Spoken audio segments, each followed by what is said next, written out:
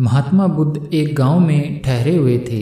वे प्रतिदिन शाम को वहां पर देशना दिया करते। सुनने वालों की भीड़ होती थी, क्योंकि उनके प्रवचनों से जीवन को सही दिशा और बोध प्राप्त होता था। बुद्ध की वाणी में गजब का जादू था। उनके शब्द श्रोता के दिल में उतर जाते थे।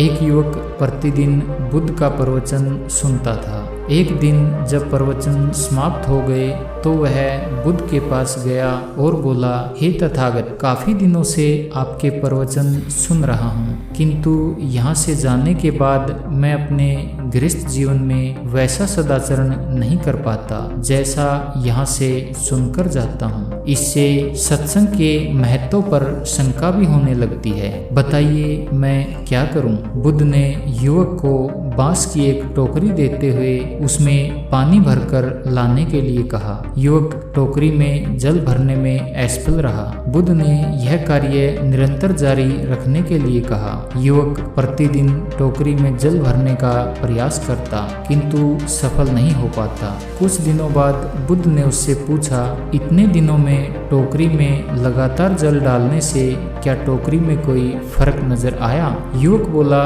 एक फर्क जरूर नजर आया है। पहले टोकरी के साथ मिट्टी जमा होती थी, अब वह साफ दिखाई देती है। कोई गंदगी नहीं दिखाई देती है और उसके छेद पहले जितने बड़े नहीं रह गए हैं, वे बहुत छोटे हो गए हैं। तब बुद्ध ने उसे समझाया, यदि इसी तरह उसे पानी में निरंतर डालते रहोगे तो कुछ ही दिनों में ये छेद फूलकर बंद हो जाएंगे और टोकरी में पानी भर पाओगे। इसी प्रकार जो निरंतर अभ्यास करते हैं उनका मन एक दिन अवश्य निर्मल हो जाता है।